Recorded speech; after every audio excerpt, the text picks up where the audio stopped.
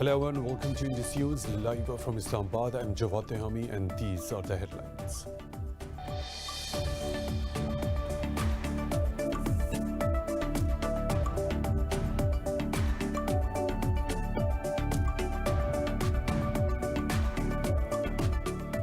Armenia says it is ready to engage with the Organization for Security and Cooperation in Europe Minsk Group for a ceasefire in Nagorno-Karabakh. In a statement, the Foreign Ministry said any potential truce in the disputed region should be based on 1994-95 agreements. Earlier, France, Russia and the US called for an immediate ceasefire, but Turkey says the three states should have no role in the peace moves.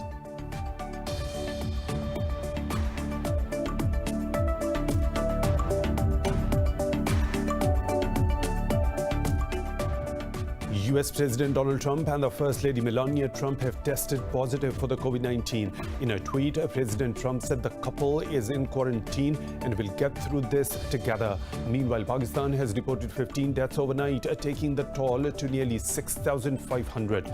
Globally, the virus has claimed over 1 million lives while infecting more than 34.2 million people.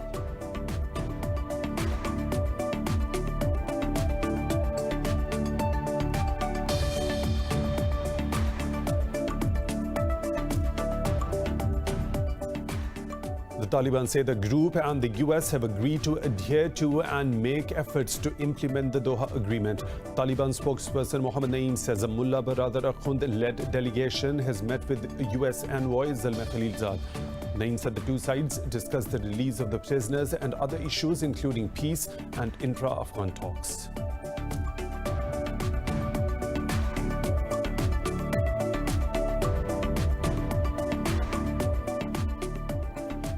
The US, Israel and the United Arab Emirates have agreed to develop a joint strategy for greater coordination in the energy sector. In a statement, the energy ministers of the three countries said they will work to develop resources, technologies and related infrastructure. The agreement comes in the aftermath of the US-brokered UAE-Israel normalization deal, much to the anger of the Palestinians.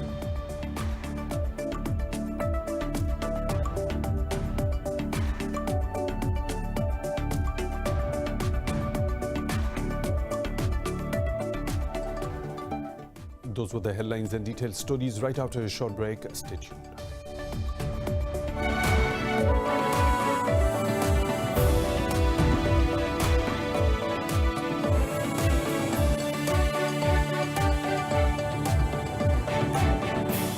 Welcome back, and now for the news in detail. Armenia says it is ready to engage with Organization for Security and Cooperation in Europe Minsk Group for a ceasefire in Nagorno-Karabakh. In a statement, the Foreign Ministry said any potential truce in the disputed region should be based on 1994-95 agreements. It said hours after OSCE's call for ceasefire, Azerbaijan has opted for further escalation, while Armenia's defense ministry claims its air defense system has shot down an Azeri warplane and 2 drones. This comes after Azeri defense ministry said it has liberated some critical points in the western Agdare province from Armenian occupation. It added some strategic hills in Agdare's Madagiz region were also liberated as border clashes entered their 6th day. Baku's defense ministry has claimed to have killed at least 2,300 Armenian soldiers so far, while Armenia claims killing 130 Azeri soldiers and wounding 200 others.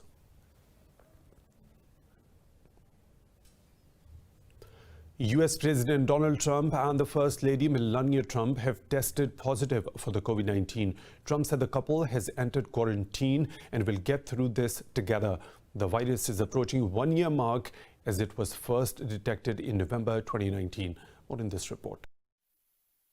The coronavirus pandemic has triggered unprecedented challenges as the global cases have surpassed 34 million mark with over 1 million fatalities. Earlier this year, British Prime Minister and Brazil's President were infected. and now US President has also contracted the virus. This comes after Trump's closest aide, Hope Hicks, tested positive and had traveled with him to the first presidential debate in Ohio. White House physician says the president and the First Lady are well at this time, and Trump will continue to carry out his duties without disruption. Meanwhile, with second wave surging in Europe, the French government is set to put Paris on maximum COVID alert from next week. Health Minister Olivier Véran said the move will most likely lead to closure of restaurants and bars. We've seen these limits on a series of coronavirus measures being breached in just the last few hours. We need to have confirmation in the coming days. If it is confirmed, we would have no choice but to classify Paris and the immediate suburbs as a maximum alert zone as early as Monday. India's coronavirus death toll is nearing 100,000, a grim toll that ranks it only behind the US and Brazil. The country recorded nearly 1,095 deaths and over 81,000 cases in the last 24 hours. Meanwhile, new daily infections in Australia's hotspot state, Victoria, have fallen to a near 4-month low. There are 261 active cases of coronavirus in Victoria, with 7 new cases since my last update. One of those cases is linked to a known outbreak. 6 are under investigation and 1 case was reclassified. I'm sad to have to update you that there are now 802 Victorians who have passed away because of this global pandemic. That's 2 additional since yesterday's report. South Korea has reported 63 more cases, posting a double-digit daily growth for the second day in a row. Health authorities remain vigilant against possible mass infections in the country during the Chuseok holiday this week. In Pakistan, 15 people have lost their lives to COVID-19 over the past 24 hours, raising the death toll to 6,499. The health ministry says 625 more people tested positive overnight as 8,877 active cases remain in the country. The ministry said out of over 313,000 detected cases, 298,000 have recovered so far. It said more than 137,000 cases have been detected in Sindh province, while over 99,000 have been reported in Punjab so far. The National Command and Operations Centre says 735 hospitals are providing facilities to 720 patients admitted across the country. The Taliban say the group and the US have agreed to adhere to and make efforts to implement the Doha Agreement. Taliban's spokesperson Mohammad Naeem says a Mullah Baradar Akhund-led delegation has met with US envoy Zalmay Khalilzad. Naeem said the two sides discussed the release of the prisoners and other issues including peace and intra-Afghan talks. Meanwhile, Kabul has welcomed the European Parliament's call for an immediate and permanent ceasefire in Afghanistan. The US, Israel and the United Arab Emirates have agreed to develop a joint strategy for greater coordination in the energy sector. In a statement, the energy ministers of the 3 countries said they will work to develop energy resources, technologies and related infrastructure. The statement said the 3 countries will work on renewable energy, oil and gas and water purification technologies. It said the joint effort will undertake investment from the private institutions to leverage research and development capacities. The minister said they will also seek to provide solutions for the energy challenges faced by the Palestinian people. The agreement comes in the aftermath of the US-brokered UAE-Israel normalization deal, much to the anger of the Palestinians.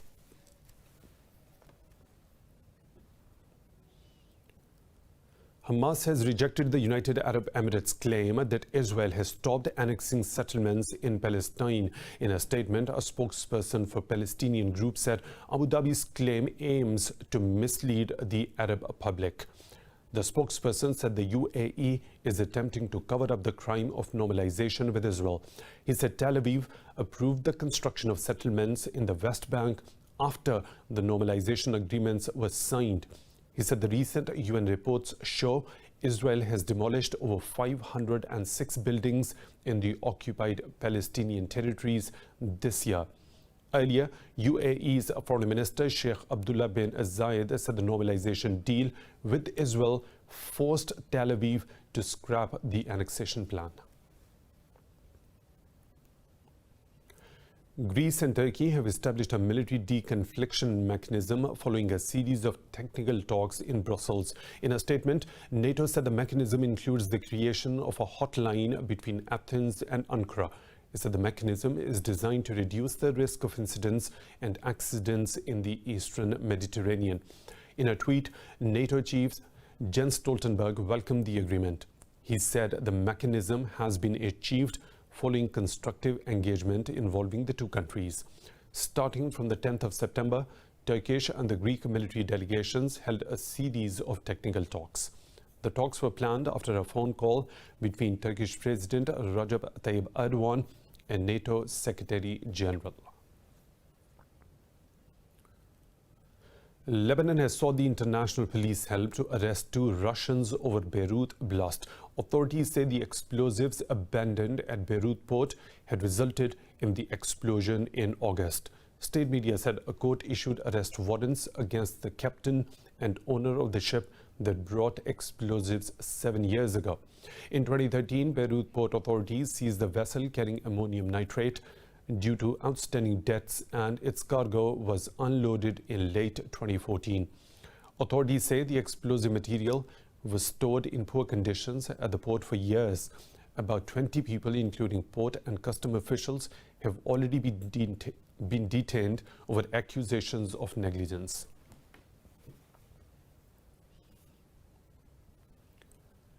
The European Union has imposed sanctions on about 40 individuals it accused of rigging August's presidential election in Belarus. In a press briefing, Council President Charles Michel said President Alexander Lukashenko is not on the current list, but Michel said the bloc will continue to follow the situation and can make changes to the list. The Council President said by imposing curbs, the EU has sent a clear message that it is credible. The sanctions include asset freezes and travel bans for those targeted. The measures against Belarusian officials were agreed back in August, but had been held up by Cyprus.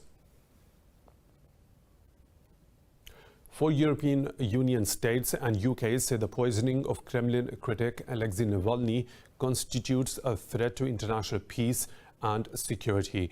In a letter to the UN Security Council, Britain, France, Germany, Estonia and Belgium urged Russia to disclose the details of the poisoning attack.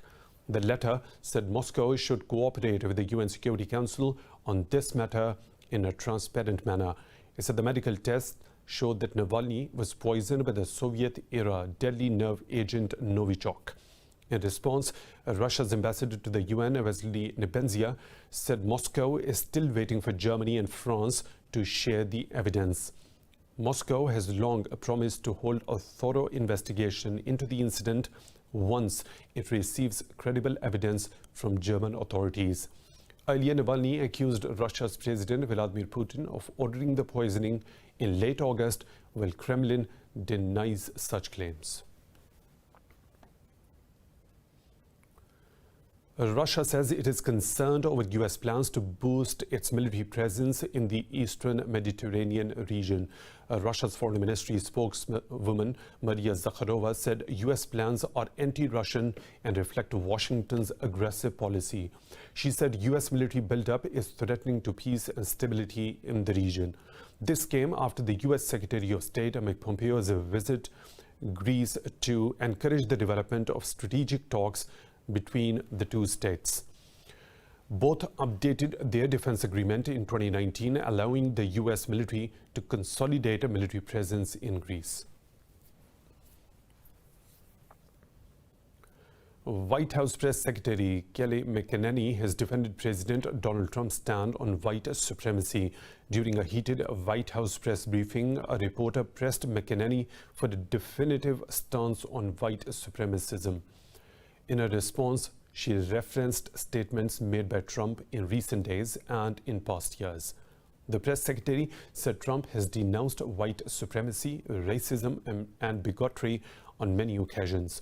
She added that the president had advocated for the death penalty for a white supremacist.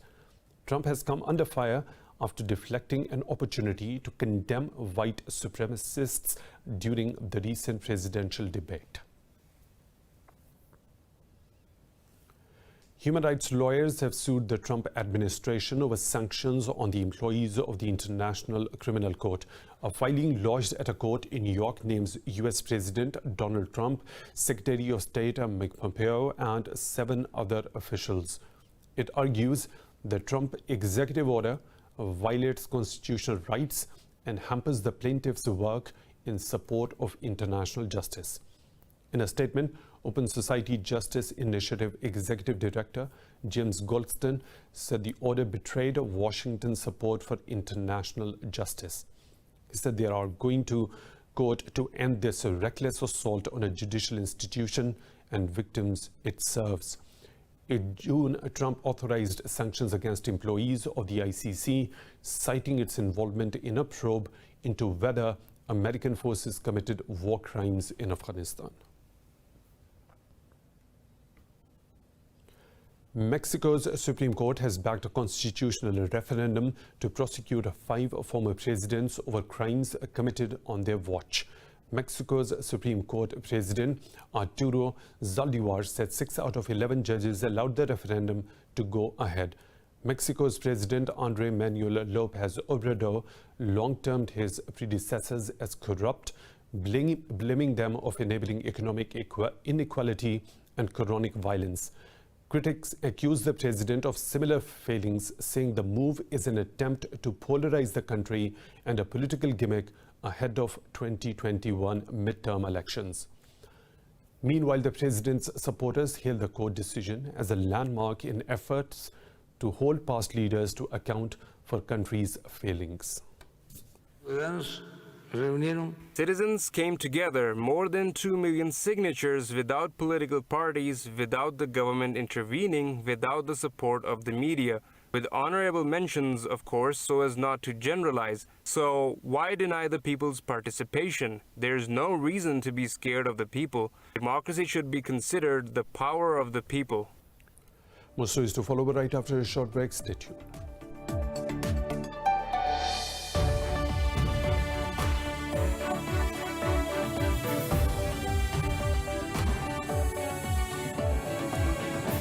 Welcome back. Canada has announced a $7.5 billion infrastructure plan in a bid to recover from the economic slump caused by the coronavirus pandemic. Prime Minister Justin Trudeau said with smart and targeted investments, government will help create jobs and grow the economy.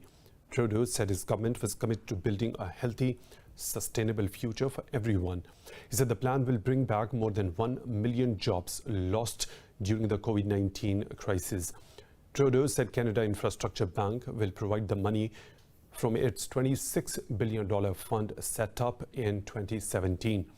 The Canadian Prime Minister said the 3-year growth plan will invest in clean power, domestic infrastructure and agriculture.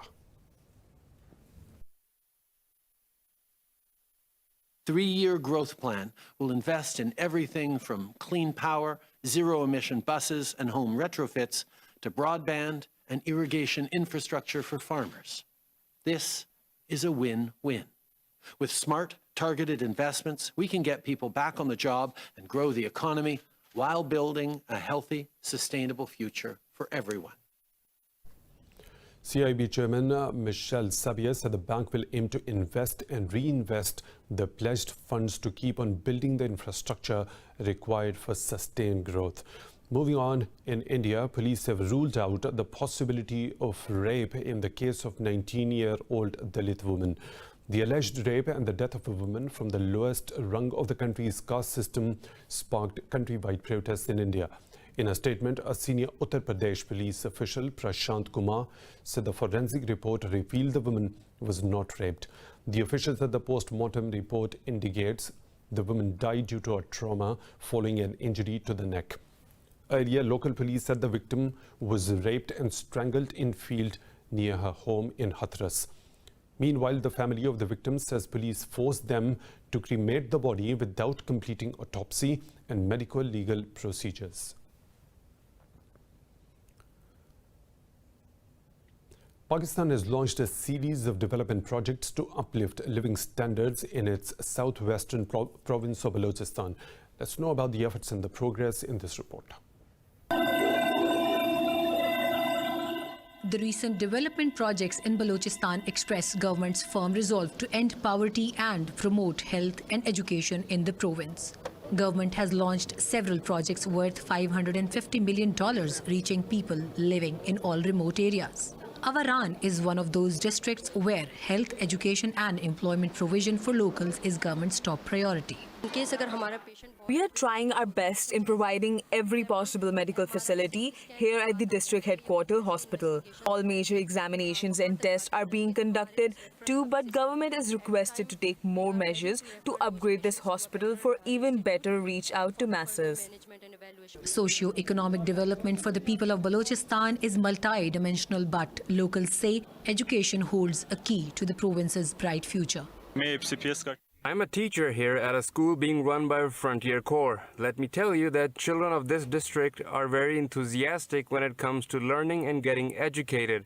Not just children, but their parents also want them to be in school, but more and more educational institutes are required in this regard. Vocational training centers for local women and young girls have also been set up by armed forces. My message for the girls across Balochistan is to come forward, educate themselves and create their own identity. It's been a year that I'm coming here at Vocational Center and I've learned a lot. It's an interesting activity to undertake along with education. I finished high school level studies and will keep this journey to go on. Government says the objective behind this drive is to support Balochistan in eliminating the negative impact of economic deprivation amid COVID-19.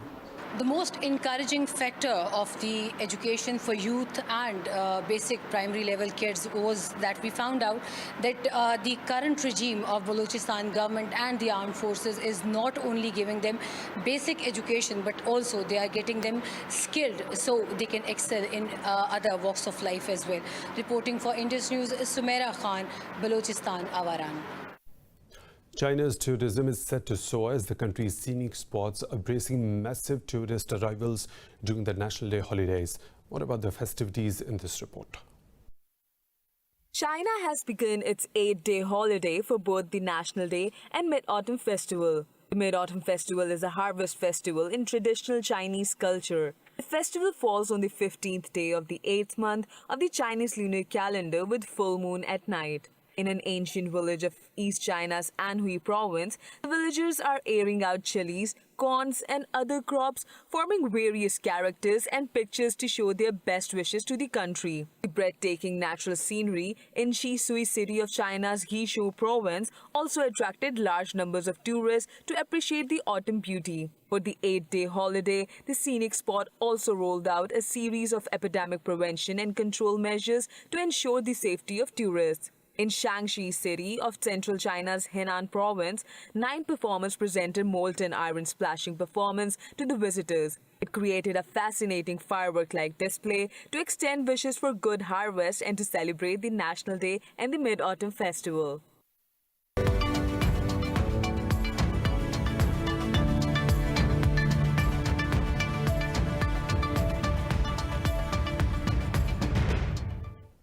The European Union says it will keep negotiating with Britain over a trade deal until the bitter end. In a press conference, European Parliament President David Sassoli said he felt dismayed after London moved to undermine its Brexit divorce deal with the bloc. He said Britain must respect previous agreements, while London said it is working hard to secure a deal. Earlier, the UK said trade talks between London and Brussels have been conducted in a constructive spirit.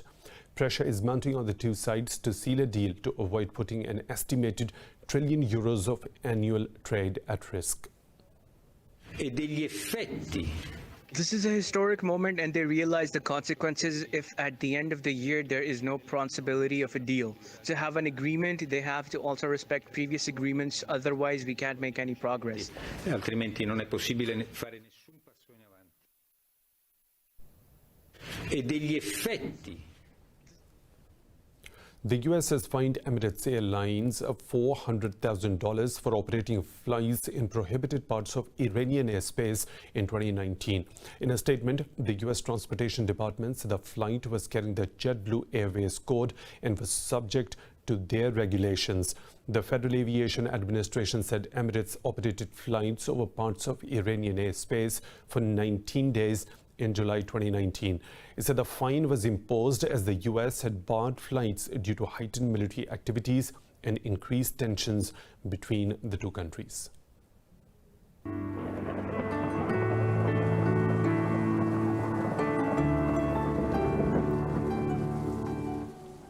Another weather situation from around the globe.